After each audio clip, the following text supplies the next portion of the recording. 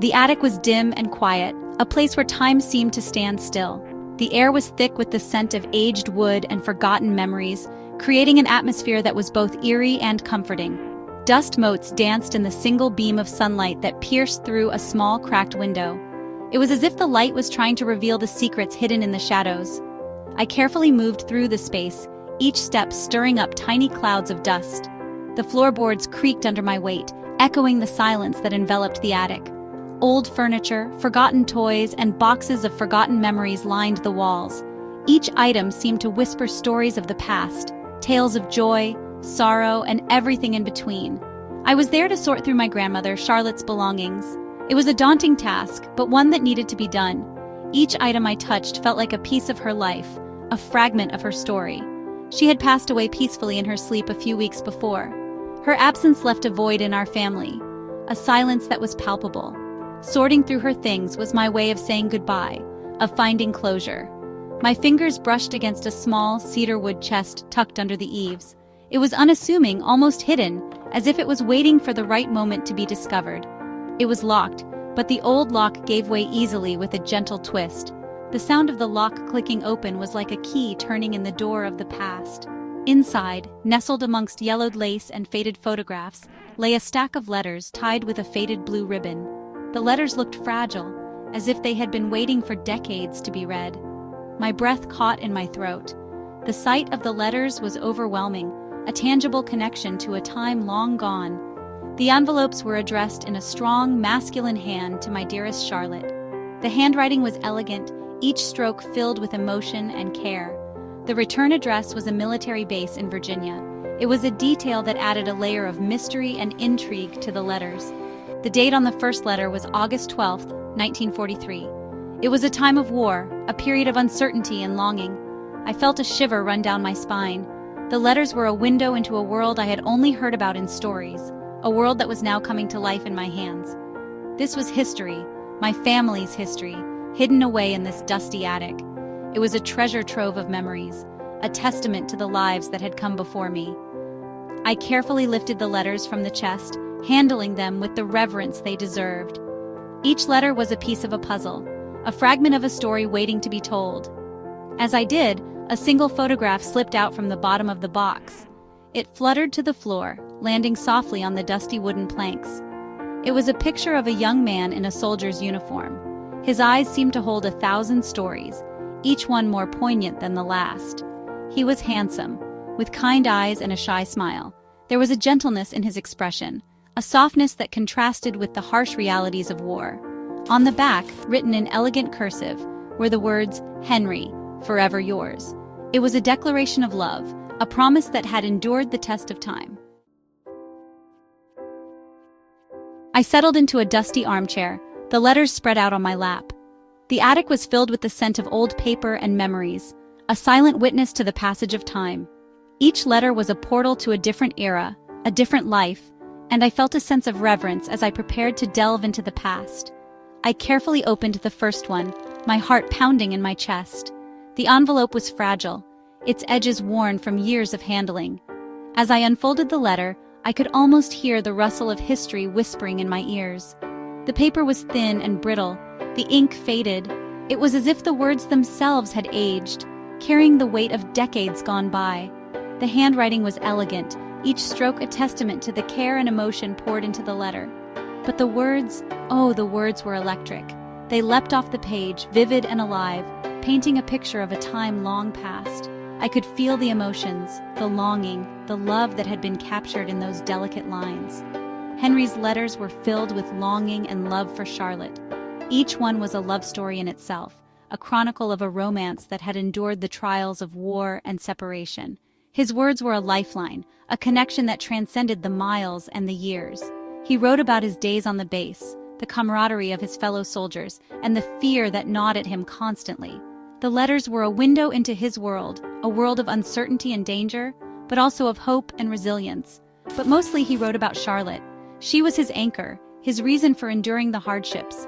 His descriptions of her were filled with tenderness and admiration, a testament to the depth of his feelings.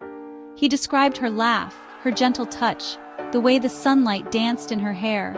His words painted a portrait of a woman who was not just loved, but cherished. It was as if I could see her through his eyes, feel the warmth of her presence. My dearest Charlotte, one letter began. Your last letter arrived this morning, a sweet whisper of hope in this God-forsaken place. The words were a balm to his soul, a reminder of the life he was fighting to return to. I read your words over and over, each time feeling the warmth of your love like a ray of sunshine.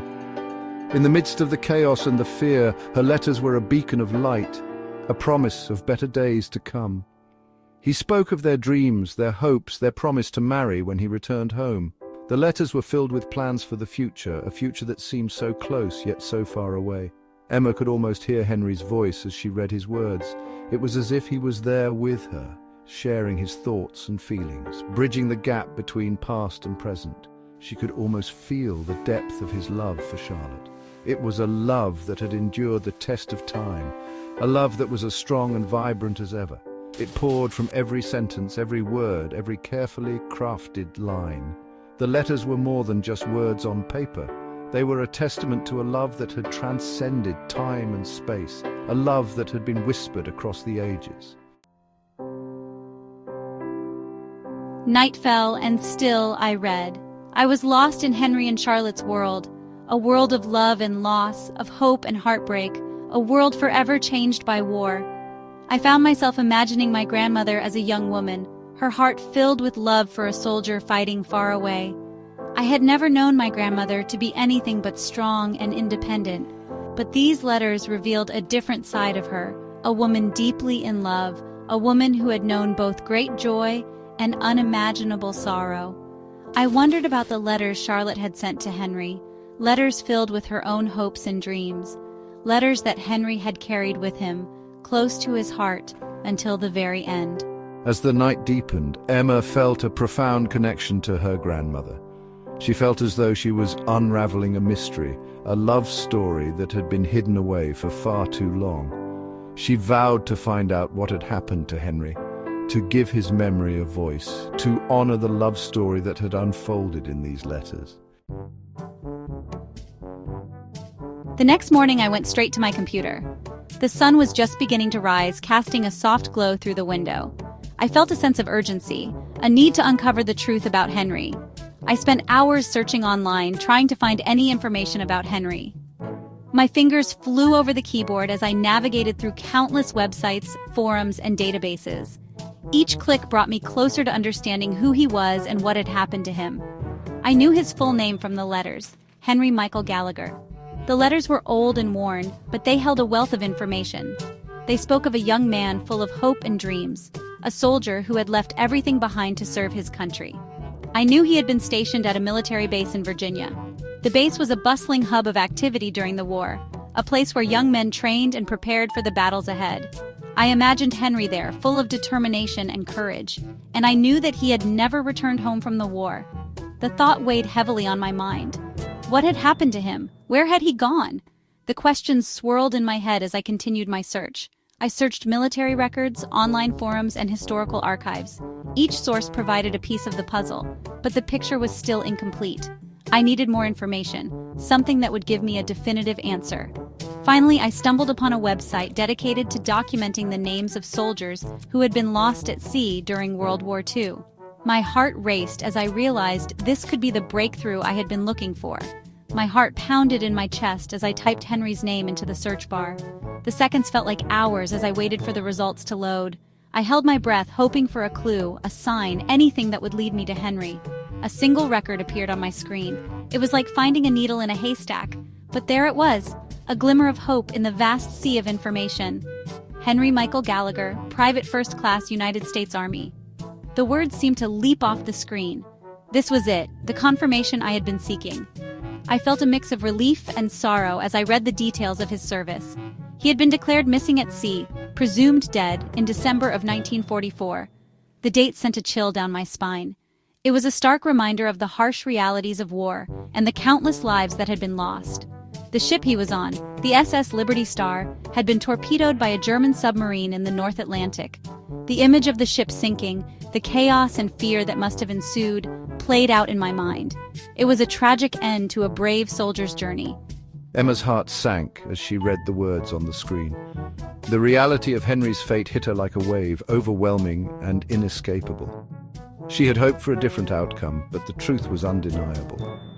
The search for Henry had led her to a tragic conclusion, one that had been hidden in the depths of history for so long. Yet, in uncovering his story, she felt a sense of connection to him, a bond that transcended time and space. Henry's memory would live on, not just as a name on a record, but as a symbol of courage and sacrifice. I felt a wave of sadness wash over me. I finally knew what had happened to Henry. He had died at sea, his body lost to the depths of the Atlantic.